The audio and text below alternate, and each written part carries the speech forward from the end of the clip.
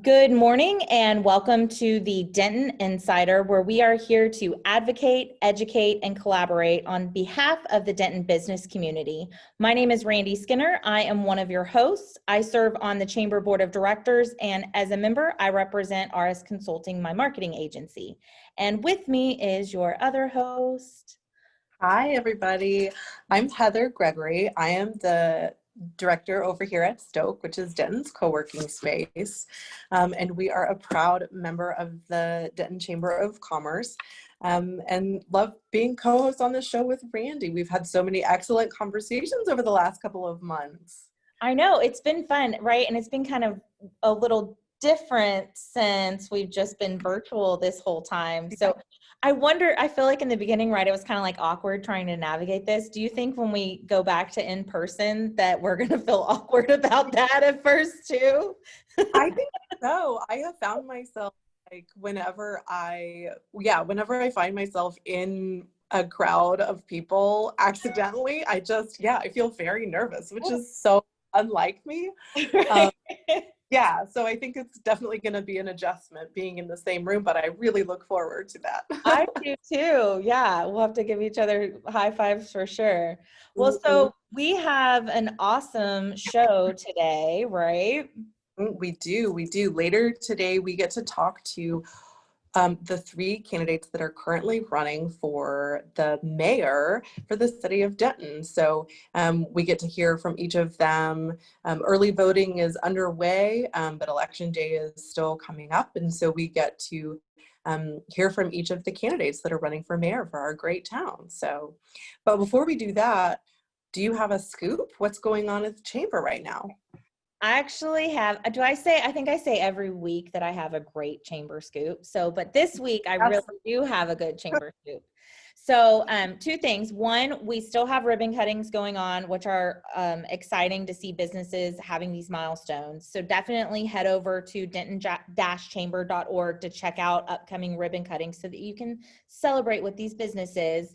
But the real scoop is that on November 4th, at 8:30 a.m., there will be an in-person Wake Up Wednesday, which is the first in-person event as we're all coming back together. And it's going to take place at Denton County Brewing Company. So this is an AM networking event for those that love to rise and grind. Now, folks will be wearing masks, social distancing, and all CDC protocols will be followed. So definitely, show up with your mask and be prepared to follow the CDC rules. But I think that a lot of folks are looking forward to being able to get back to some in-person networking. And I know it'll be exciting to be able to support local businesses, and getting back to supporting those places. So November 4th. So we will, look forward to hearing more about that.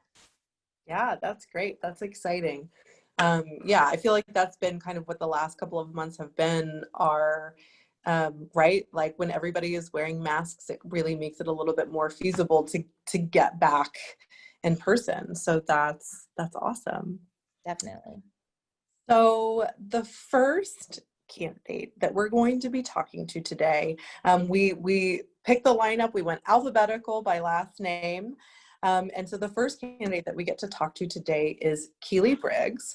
She has been serving on City Council in District 2 since 2015, and she is the first candidate for mayor that we get to talk to. So good morning, Keely. Thank you so much for today. Good morning. Thank you for having me. I had a coughing attack just a minute ago. Sorry. It just adds to the perfect day that I'm having.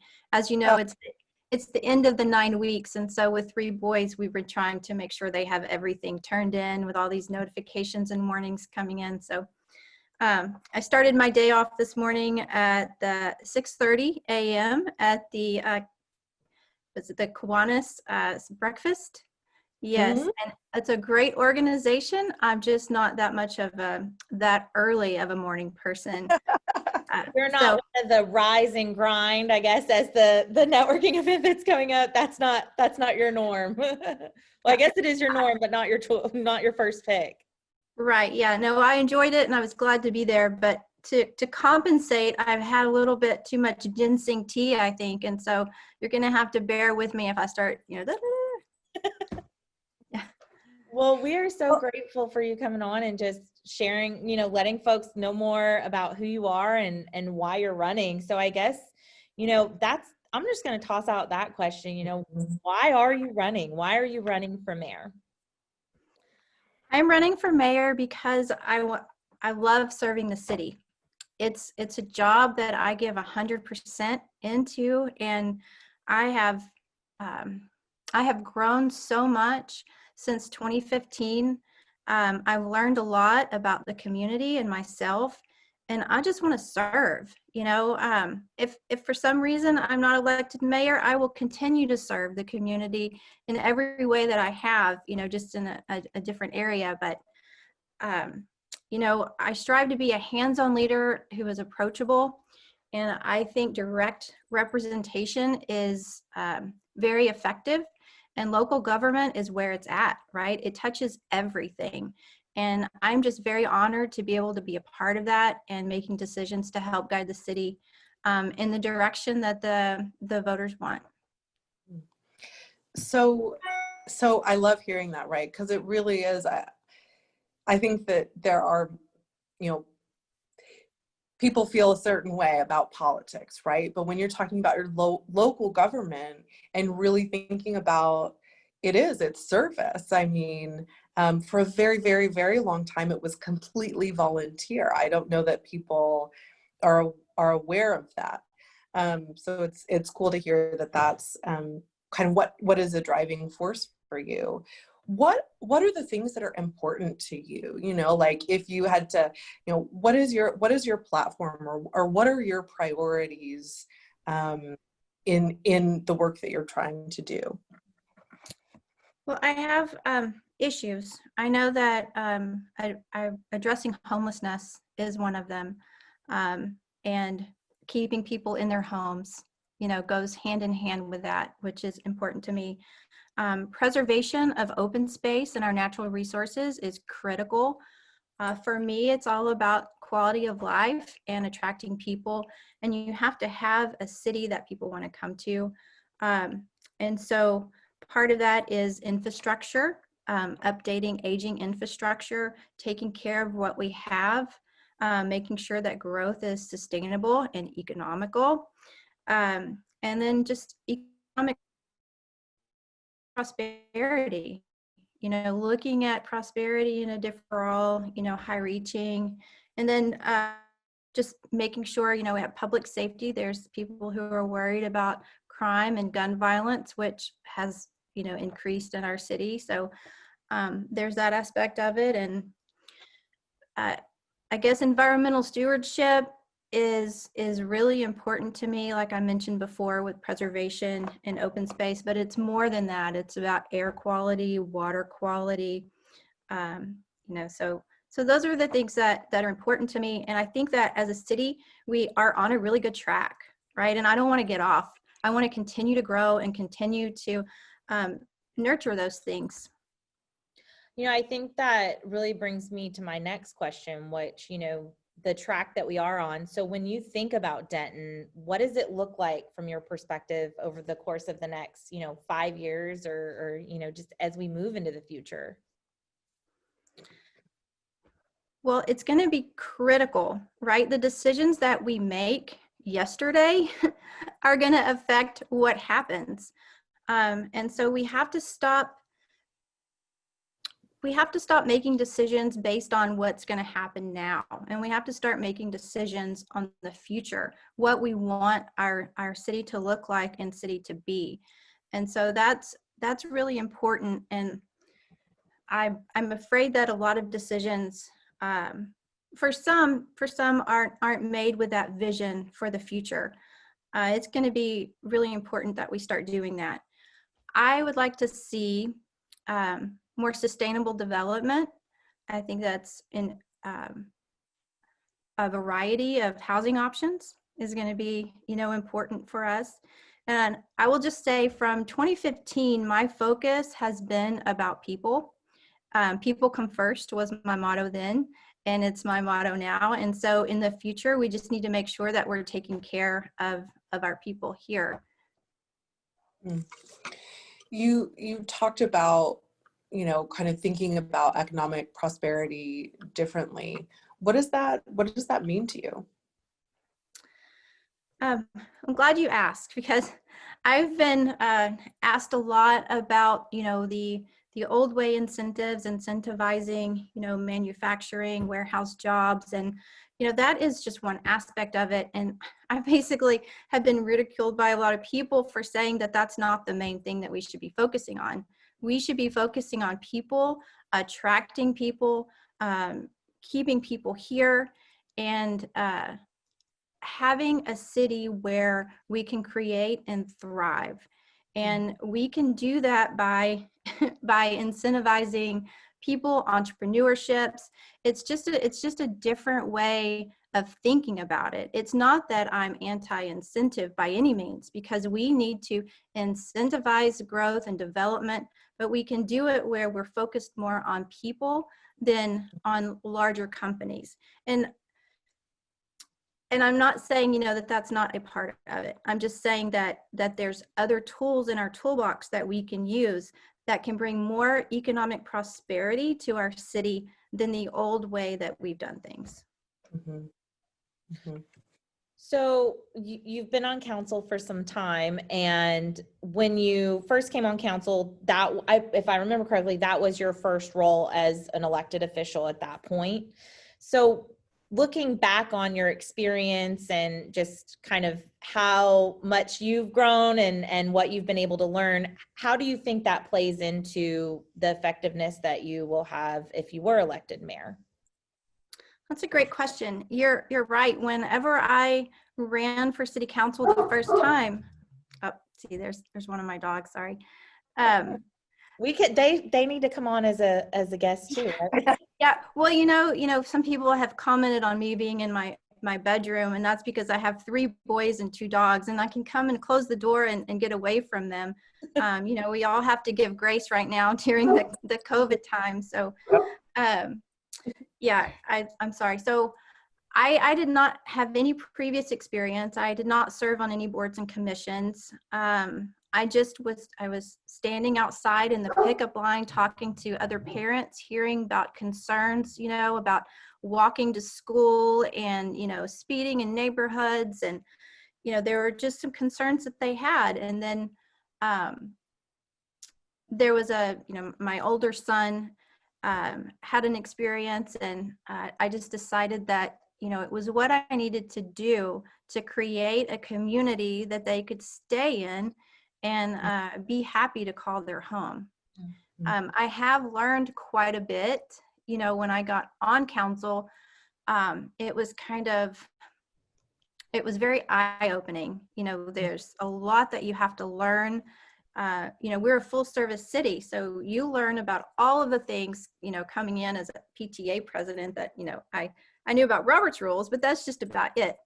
I learned about compromise. I learned about respect. I learned about establishing, friendships with people that you disagree with.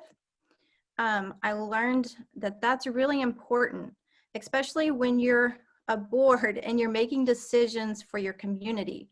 And those are all very important things that you have to do to create progress. So, I learned compromise, and for a long time, and even for some people, that's still a bad word, but you have to do it. It's meeting people where they are in the middle and, working together to get your best outcome. And so that's kind of where I am now. And it's a lot different from, where I started. Yeah, it's sort of that idea of progress, not perfection, right? Like if your eyes are on the idea of perfection, it's really hard to compromise. But if you can take steps towards betterment, then yeah, it's the way that the world works, working together with other people. Right. So I'll just say that drawing a line in the sand and digging your heels in is not the way to be a best representative. You can't, It's not the way to do, especially local government, because, you know, you're not representing just a small group of people. You're representing everyone. Right, right. So what is your vision? What does Denton with Keely Briggs as mayor, you know, what does that city look like? That's that's a really great question. And I can have a vision and I can see what I want my city and my vision and my community to look like. And that's really important, you know, as people elect mayor, to see how you're going to vote on things. During my role on council, I have been really consistent on my votes. And when people vote for me, I want them to know exactly who they're voting for, so that when something comes up, they are, you know, yes, they don't regret that they voted for me. And so when I think about vision, I just think about a very diverse community that cares about its people, where we're inclusive, and we place value on everyone. You know, there's a level of fairness there, for people to have opportunity and thrive. I would like to see, I have some ideas. You know, I have the mayor's population health initiative that I would like to see. And there's also an idea, you know, that I have for a civic data and analytics committee. I want to make sure that, you know, there's data and tech folks that could evaluate and advise staff and council on integration of data into best practices and policies. You know, I want to make sure that in every policy we're looking at health for our residents. You know, you can't talk about quality of life and caring about people if you're not concerned about their health and, you know, how that affects them and our community. So those are two things. And I think going forward with a vision, if you focus on those things, you're going to have a community that cares about people, and that's going to be creative, and that's going to thrive and be green, you know, focus on green infrastructure. So. Well, Keely, I want to thank you so much for taking time just to come on and share more of who you are and share your vision, at least as much as you can in, you know, 1 to 2 minutes, right? So I guess that's what we'll have to leave folks, you know, waiting for more after the election. So definitely appreciate your time, and thank you so much.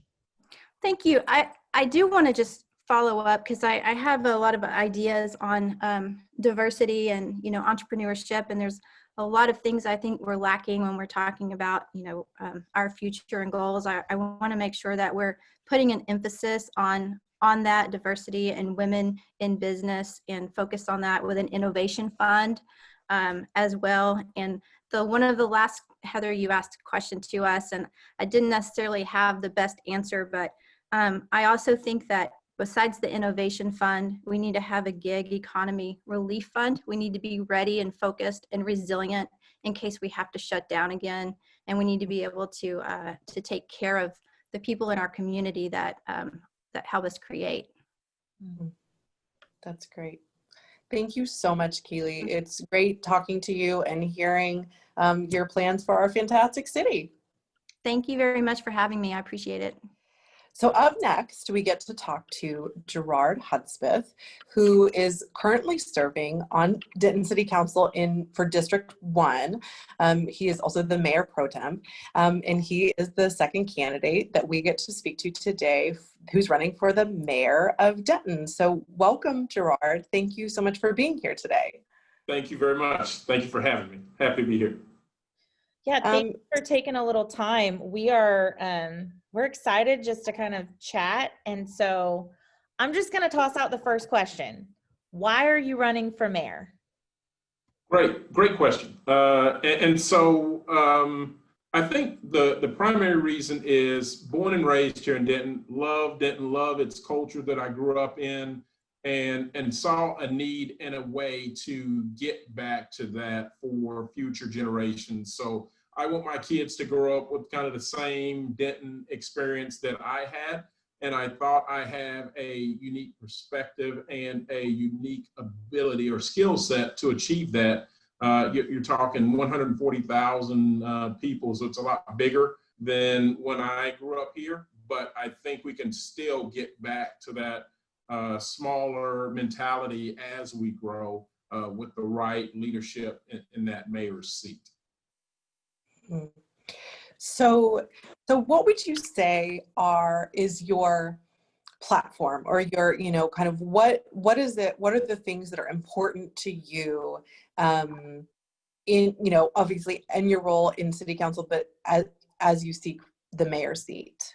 Yeah, no, I think really it's a couple of things, right? So what's important to me almost takes a back seat, and that's a unique skill set, right? Because again, we'll go back to that 140,000 people. I can't just overlay what I think is great and kind of project that onto the citizens. I've got to hear from them and kind of balance that and then see a path forward for the majority of folks, knowing there's always a dissenting opinion. And so when I look at that, my key focus and what I hear from people when I'm knocking on doors or at meetings, it's taxes, right? You hear this new kind of discussion about, well, I own my home, but I never finish paying for it because there's always taxes. And so how can we lower that kind of, ultimately you've paid off your mortgage, what is the lowest rate we can apply to you, but at the same time use that across the city to be sustainable. So the tax burden is important to me. And there's a couple of things there to, one, lessen the cost on rooftops and enhance and grow the commercial tax base, which also helps lower that pressure and that sort of thing. So that's primary for me. And then you talk about safety. I mean, obviously you see the number of drive-by shootings, robberies. I mean, it is just it's going the wrong way. And so to make people feel comfortable to be in the city of Denton, to make people comfortable walking through Quakertown Park, walking through the Mac Park, I mean, we have to be more intentional and understanding, especially in this pandemic situation where people are dying to get outside and wanting to be more active in these green spaces. We have to make that, we have to accommodate those and make it safe for everyone in our community. So in thinking about some of these issues and things that are important to you, but like you said, important to those that you're representing in our community, how do you think that your time on council will help you to be more effective as mayor? Yeah, and so the effectiveness as mayor is really important to me. I mean, I'm really big on getting things done. It just ties back into my sales background. But I think when you look at that, I've really pivoted a lot, and this is my unsolicited input to the Leadership Denton Project as well. It's a transition from a elected official, from a candidate in 2017 looking to become elected. I had big plans, and you hear it all the time. Hey, what are you going to vote for? What are you going to vote for on Tuesdays? What are you going to vote for on Tuesdays, et cetera, in your council meetings? I would sell you on that is the wrong question. If I take a different look, I've grown into a different look at it. It really is, what am I going to do Wednesday through Friday and then Monday, right? So for example, I look at Tuesdays as that's my shopping list. I need asphalt, I need signs, I need paint, and then on Wednesday, I'm going to go fill potholes. I'm going to go replace stop signs. I'm going to put up speed signs. And those are things I can do with the city manager and with staff straight away. There's no vote, there's no consensus needed, and it has an immediate impact. And so that's really what I focused on, those immediate kind of impact areas in our community. And I think that's what the time on councils helped me understand and spotlight, is that what you and other citizens feel and need every day in our community is not directly impacted per se by a vote on Tuesday. It's what are you interested in doing? And one that's been top of mind lately is you've seen it, it's growing in people noticing is the street lights, right? We have LED street lights now, and it's really bright. And so you have, hey, it's shining in my bedroom, or hey, I love it. And so it's really balancing those two competing interests. We have an older community that needs to see better. We have pedestrians that we need to be able to see them walking around better, and balance that against, hey, we don't want this street light shining in someone's home, so there's a dimming mechanism we're going to roll out. But really, it's that daily effectiveness is what I've learned, how much I can get done outside of a Tuesday vote that really impacts the community. Because it really does take so much more time than just that, right? The Tuesdays that's what's televised. It's where there's a printed agenda. People can tune in and really see what's happening. But yes, there's so much more work, and really those Tuesday things just create a whole set of action items for council and staff to then work to execute. Sure. Yeah. So can you talk about, I know, of course, it's you're representing, as mayor, you're representing the community as a whole. And so you have to take into consideration, who you're representing there and the constituents in the community. But what is your vision for Denton? What would Denton, as Gerard Hudspeth for mayor, what would that Denton look like? Awesome.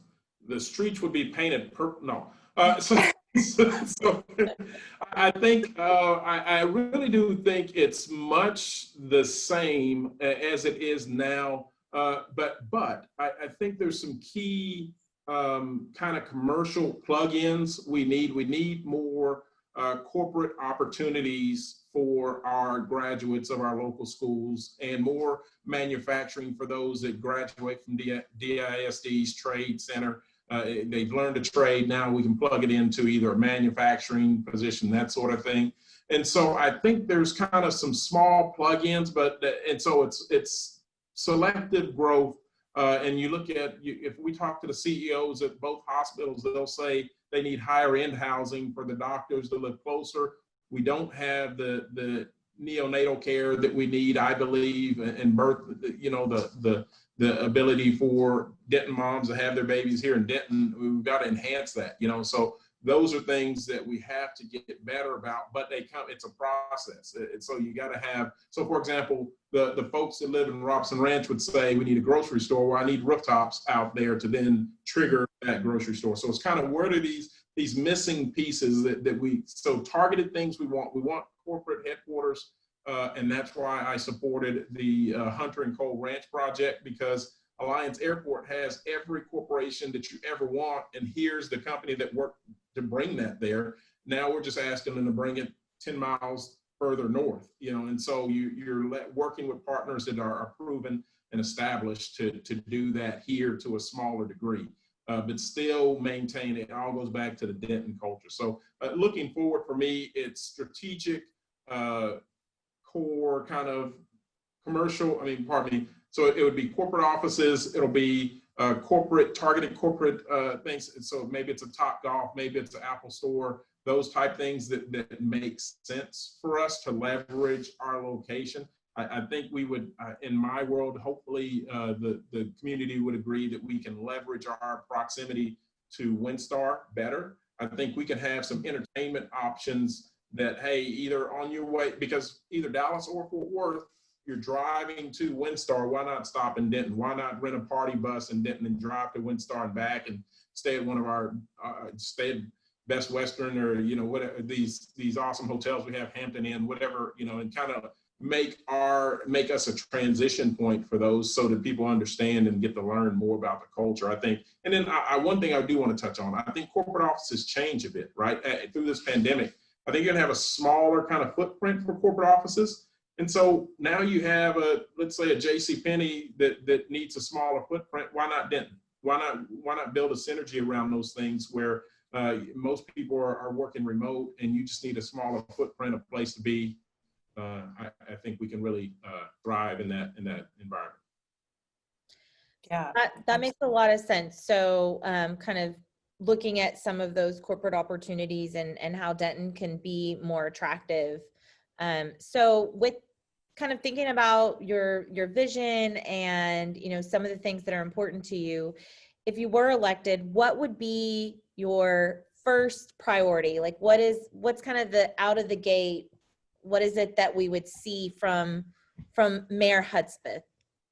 Yeah, I think you'd see an immediate engagement with the stakeholders in the community, in the nonprofit world. I think we need to meet regularly as a group, city and all nonprofits, to see where there's overlap, see where there's things we can work together. I don't think the city does a good enough job leveraging our video department and making that accessible to others, or through UNT's video department. But there's no reason every nonprofit in the city of Denton shouldn't have the most awesome dynamic video that's gone viral 12 times over, because we've partnered with them and helped them with those videos and kind of messaging. So that's a big thing. For me, another big thing is we've far too long focused on sharrows, and far as bike riders, pedestrians, that sort of thing. And I really want to get pretty proactive and move pretty quickly to say, here's an easement area that underneath a power line, let's put granite there and let's make it walkable, bikeable, those sort of things. And so I think those are pretty actionable pretty quick.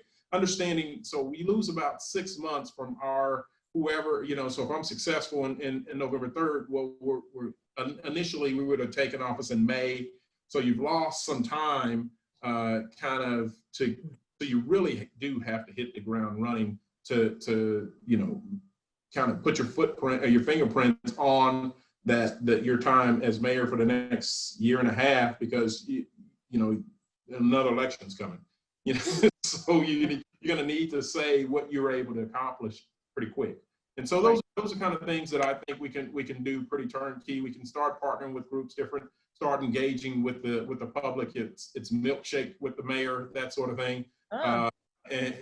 Yeah, and then with the nonprofits, I mean, they're so critical right now. And so to make sure we're leveraging every dollar, because we're going to lose a lot on the hot taxes if we're not careful. So we got to be purposeful about bringing conventions in, and I'm committed to the chamber that I'm going to be active in those meetings. If you have someone or that's coming in considering a convention, etc., I want to try to sit in on that meeting and help with that sales pitch, or help and engage the city in any way we can, because we're going to have to be very competitive to bounce back.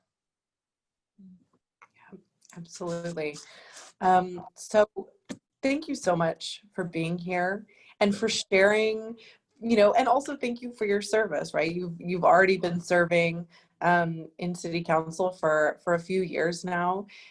So thank you for taking time out of, this very busy season talking with us. Is there any closing thought, any burning desire, anything that you want to make sure that you can get across to the listeners?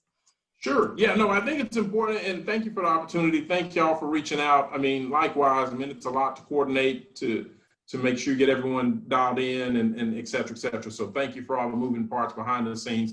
And no, for me, it's Gerard for Denton.com is the website. And so people can contact me through there. And I am soliciting and asking for everyone's vote and your feedback and concerns, all those things. Happy to hear them. And I think I just look forward to engaging with people and understanding better and getting that better pulse of what people want to see done, and then kind of making that to-do list and getting after it.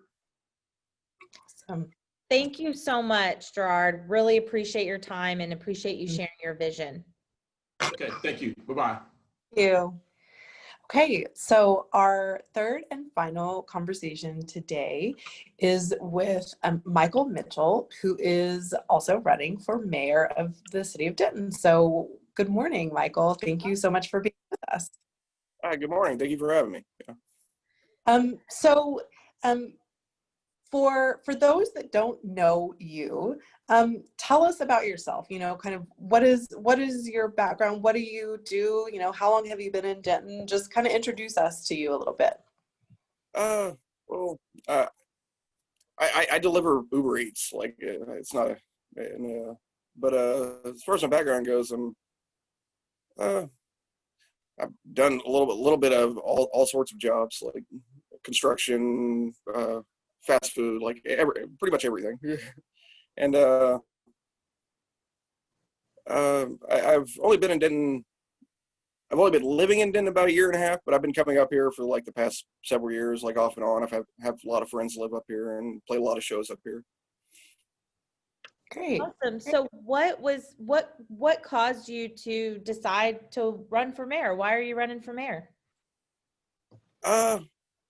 Well, I'm just kind of tired of things kind of going the same direction they've always been going. Like it's either the ultra conservative route, or it's like the middle, like liberal route, and like both those ways tend to lead to a lot of like just gentrification and like people in my tax bracket getting like mostly overlooked. So in on that note, you know, what are some of the things that, you know, I noticed the email that you filed on your campaign paper is maybe something different. So yeah. what is the something different? What would you like to see, and what would you like to do as mayor? Definitely a lot less focus on investors and more focus on the city helping build the communities to the point where they don't necessarily need outside investors coming in.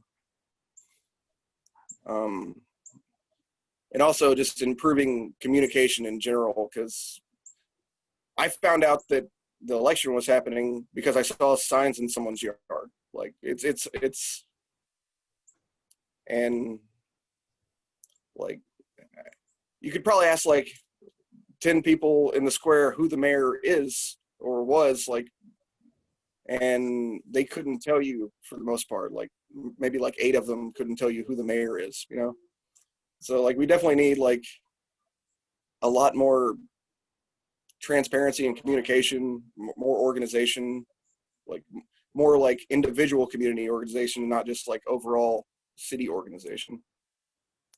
And a lot of these communities have like very individual needs that aren't like the Razor Ranch needs are not going to quite align with like the District 2 needs on a whole lot of levels, you know? So we definitely need like ways for those needs to come more to the forefront, and be more easily managed by the communities themselves. So, okay. So what would you say, you know, as you're thinking about these changes and transparency and communication, that these are all things being important to you, how does your experience and your background, how does that play into making you an effective mayor? Well, I don't want to be in charge of 150,000 people's individual needs. And I did work at a job that at one point that had like a fairly in-depth like computer system for navigating all of the parts of that job, and had like probably hundreds of moving parts. And I spent like a year redesigning that. It was all sorts of like intricate parts that all interact with each other and connect with each other. And I'd like to bring some more of that, so like we can more so automate the city's end of it and help the communities like do their thing a lot easier.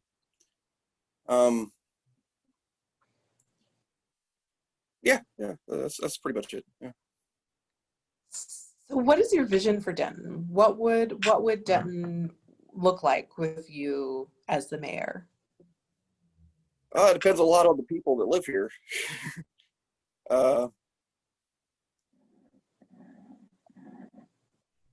I would probably try to take a less hands-on approach and probably try to figure out more systems, more ways to implement systems where one person's not having to run around and putting out 100 different fires every day. And I would definitely at the top of that list is redoing the city's website and trying to come up with a better way for like people to interact with the city and each other in their own communities. Where would people look? Oh, sorry, I didn't mean to cut you off. No, you're good. Okay. What were we gonna do? Zoom chaos, just, Yeah. yeah. Talking over each other. Yeah. So what would be your very first priority if you were elected mayor? Probably starting to redesign the city website and make all the information way easier to find and interact with, and making the relevant information come more to the forefront. Because right now it's like 50 PDFs you have to like dig through to find out anything about anything for the most part. And I don't know why we still use PDFs. It just baffles me. It seems kind of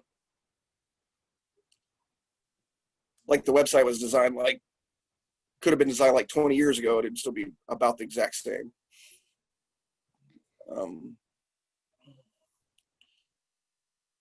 That'd probably be probably be like something I would start looking into first. Yeah. So where do people find more about you? What is your website, or where are you on social? If where would I look to find more information about you? I have a Facebook page that's like Mitchell 2020, and I have like my personal page, which everything is just up there. It is on public, so like I kind of share memes a lot of the time, so like you can find out a lot of stuff about me just through that. Perfect. So Facebook sounds like it's kind of the best channel for folks to be able to learn more or connect with you if they had follow-up questions. Oh, for sure. Yeah. So what would be, we've talked a little bit about your vision and why you're running. So, what are some closing remarks that you'd have to folks as they're making their decision to vote?